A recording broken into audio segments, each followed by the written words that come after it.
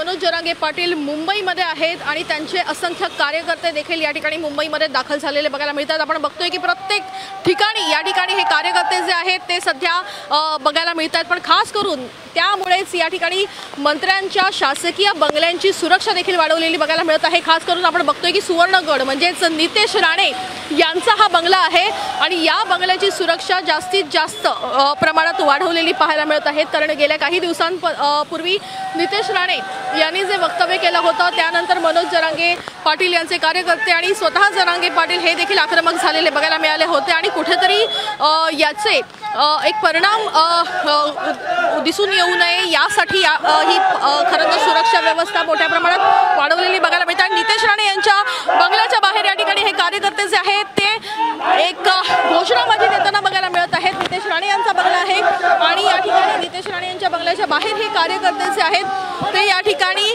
बघायला मिळत आहेत। कार्यकर्ते घोषणाबाजी सध्या या ठिकाणी देताना बघायला मिळतात। त्याच्यामुळे एकूणच एक संपूर्ण मुंबईमध्ये मनोज जरांगे पाटील यांचे कार्यकर्ते सध्या आक्रमक झालेले बघायला मिळत आहेत। मंत्रालयाच्या समोर असलेल्या शासकीय बंगल्यांमध्ये देखील सुरक्षा व्यवस्था मोठ्या प्रमाणात वाढवलेली आहे आणि खास करून नितेश राणे यांच्या बंगल्याची ही सुरक्षा वाढवलेली बघायला मिळते। कॅमेरापासून नितीनसह वैदेही काणेकर, साम टीव्ही न्यूज, मुंबई। आता isakal.com आहे देशातील नंबर 1 ची मराठी न्यूज वेबसाईट। प्रत्येक अपडेटसाठी isakal.com ला नक्की भेट द्या।